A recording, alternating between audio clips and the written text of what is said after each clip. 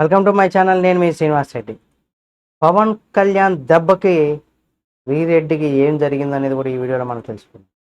ఎందుకంటే సోషల్ మీడియాలో అసభ్యకరమైనటువంటి పోస్టులు పెట్టినటువంటి ఆరోపణలపైన కూడా సినీ నటి మరియు YouTuber Sri Reddy Anakapalli one town police స్టేషన్లో విచారణకు కూడా హాజరయ్యారు.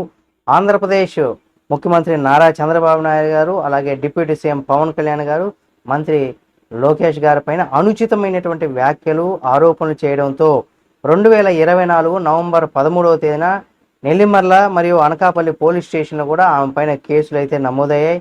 ఈ కేసుకు సంబంధించి శనివారం శ్రీరెడ్డి అనకాపల్లి పోలీస్ స్టేషన్ కూడా విచారణకు హాజరైనట్టుగా కూడా సోషల్ మీడియాలో పోస్టులు మరియు వార్తలు అయితే వెల్లడించింది. పోలీసులు ఆమెను సుమారు అరగంట పాటు విచారించి 41A నోటీసులు కూడా జారీ చేశారు, మళ్ళీ పంపించేశారు. అవసరమైతే మళ్ళీ విచారణకు కూడా రావాలంటూ కూడా సూచించారు. ఇప్పుడు శ్రీరెడ్డి తన పైన నమోదైనటువంటి కేసులు అన్యాయమని కూడా భావించి హైకోర్టును కూడా ఆశ్రయించారు. హైకోర్టు పోలీసులు ఆమెను కూడా ఇబ్బంది పెట్టవద్దంటూ కూడా 41A నోటీసులు జారీ చేయాలని కూడా ఆదేశించింది. అయితే దీంతో శ్రీరెడ్డి గతంలో వైసీపీకి మద్దతు ఇస్తూ టీడీపీ జనసేన నేతలపైన తీవ్రమైనటువంటి వ్యాఖ్యలు చేసినటువంటి సందర్భంలో కూడా ఇక్కడ కూటమి ప్రభుత్వం అధికారంలోకి వచ్చిన తర్వాత కూడా ఆమె సోషల్ మీడియాలో పోస్టులు వివాదాస్పదంగా మారాయి. ఆమె పైన రాష్ట్ర వ్యాప్తంగా 6 కేసులు నమోదైనట్టుగా సమాచారం.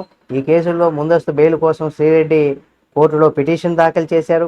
అయితే శ్రీరెడ్డి చంద్రబాబు నాయుడు గారు, పవన్ కళ్యాణ్, లోకేష్ కూడా క్షమాపణలు చెబుతూ కూడా వీడియో బహిరంగ లేఖను కూడా విడుదల చేశారు. తన కుటుంబ సభ్యులు భయపడుతున్నారని, ఇక ఎలాంటి పోస్టులు కూడా పెట్టనని, రాష్ట్రం విడిచి వెళ్ళిపోతానని కూడా పేర్కొన్నారు. అయితే ఆమె పైన నమోదైనటువంటి కేసులు విచారణ కొనసాగుతుంది. అయితే శ్రీరెడ్డి ఇతర పోలీస్ స్టేషన్లో నమోదైనటువంటి కేసుల వివరాలు కూడా హాజరవుతారా, లేదా న్యాయస్థానం ద్వారా ఉపశమనం పొందేందుకు కూడా ప్రయత్నిస్తారా అనేది కూడా ప్రస్తుతం ఒక చర్చనీయాంశంగా మారిపోయింది. సోషల్ మీడియాలో ఈ ఘటన పైన భిన్నమైనటువంటి అభిప్రాయాలు కూడా వ్యక్తం అవుతున్నాయి. అయితే ఈ కేసులో శ్రీరెడ్డికి మద్దతుగా పాడేరు ఎమ్మెల్యే మత్స్యరాజు విశ్వేశ్వరరావు కూడా మాట్లాడుతూ కొన్ని సోషల్ మీడియా వీడియోలు పోస్టులు పేర్కొన్నారు. ఆమె పైన కర్నూలు, చిత్తూరు, విశాఖపట్నం జిల్లాల్లో కూడా కేసులు నమోదైనట్టుగా కూడా వార్తలు వెల్లడించారు.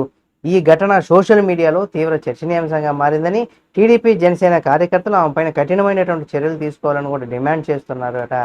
మరి ఈ రకంగా ఉన్నప్పుడు మరి ఇంకా ఆమెకి సమస్యలు ఎక్కువయ్యేటువంటి అవకాశం ఉంది. కాబట్టి మరి చూద్దాం ఏ విధంగా ఈ సమస్యలన్నీ బయటపడతారు అనేది కూడా చూడాలి. ఈ వీడియో మీకు నచ్చితే లైక్ చేయండి. మరిన్ని శ్రీరెడ్డికి సంబంధించినటువంటి వీడియోల కోసం మన ఛానల్ సబ్స్క్రైబ్ చేసుకొని పక్కనే ఉన్న బెల్ బటన్ నొక్కడం మాత్రం మర్చిపోకండి.